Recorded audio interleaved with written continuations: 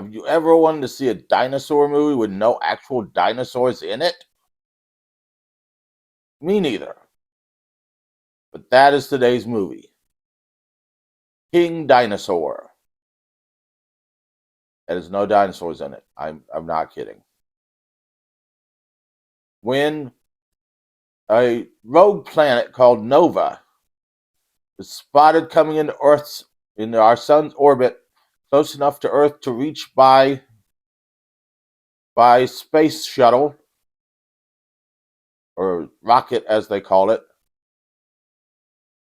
we gather a heroic team of a doctor, a chemist, a geologist, and I don't remember what the fourth guy was.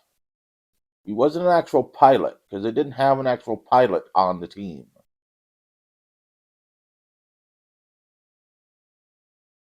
He was like a plant dude, maybe. Flora and fauna. I don't remember. But yeah, they gather them to send on a rocket ship to the planet. And they test this rocket ship many, many times. They test everything about the rocket ship. And then they test the rocket ships, and they send white mice into space. So apparently, white mice can handle space, but they cannot handle the Ramones music without exploding. And then our four astronauts, though they did not use the word astronaut because astronaut was not invented yet. This movie's from the 50s, people, and it has all the great 50s music in it. There was in every movie in the 50s. So be prepared for a lot of 50s stuff. Like women in dresses, men in button-up shirts, and big-ass computers that take up whole rooms. So they send them to this planet, and they get there and they realize it can support life and human life. So they take their spacesuits off, which surprisingly look a lot like real-life spacesuits. Except they have big, like, fishbowl helmets with like scuba mask things that they can take off and do like this on.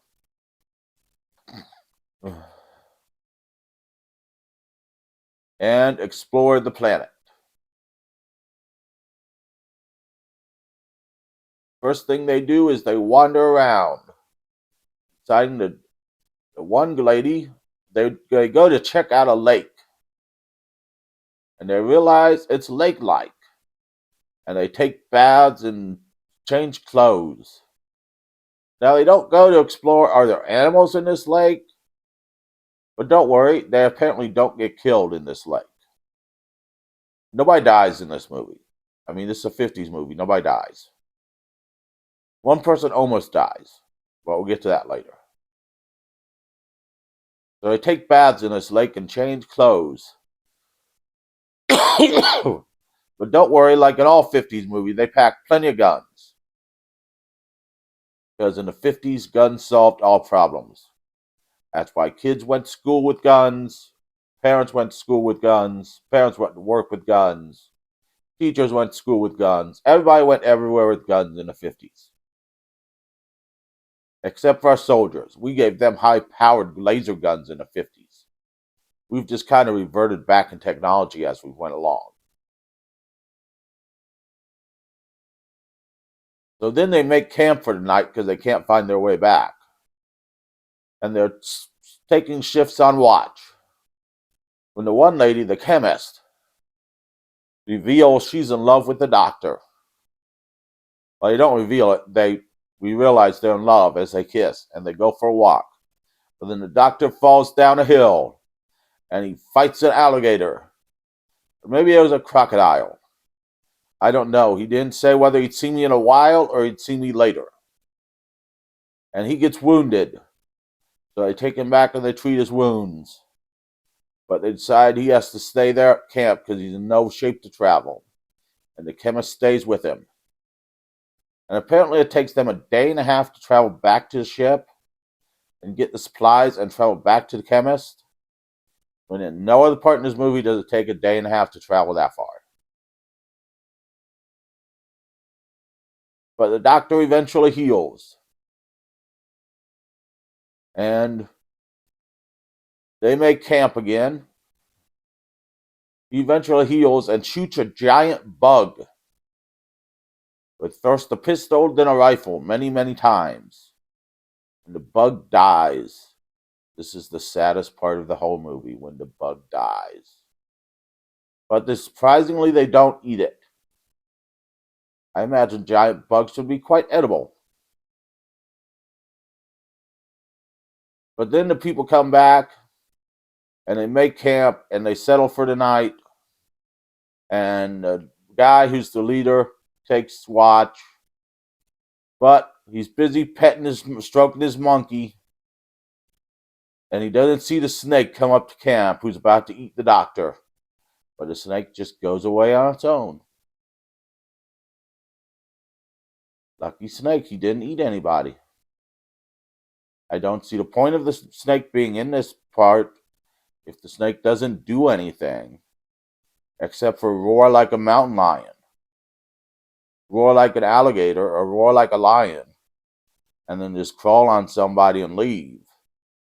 Well, the guy's busy stroking his monkey, but... So then the next day, the leader, who I still don't know what his job was, and the geologists decide to check out an island.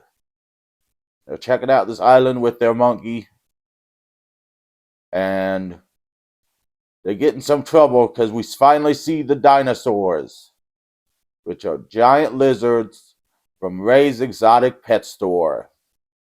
One's a iguana with a horn. There's an alligator. There's another giant lizard. The iguana and the alligator fight, and surprisingly, the iguana wins. I don't think that happened in real life. All from Ray's Pet Store, the top place to go get your dinosaurs. But they fire a flare in the air, a red flare, signaling they need help. So the injured doctor and the chemist go to help them.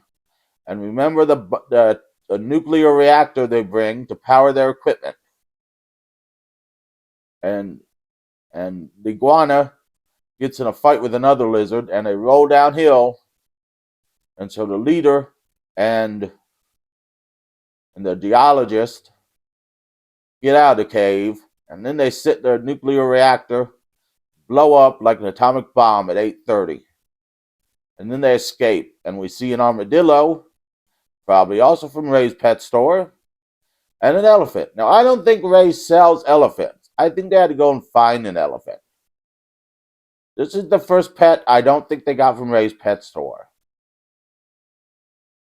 But they make it off the island in time, and they duck, and then they blow up the island with the nuclear bomb. It's not a bomb, it's technically a nuclear reactor,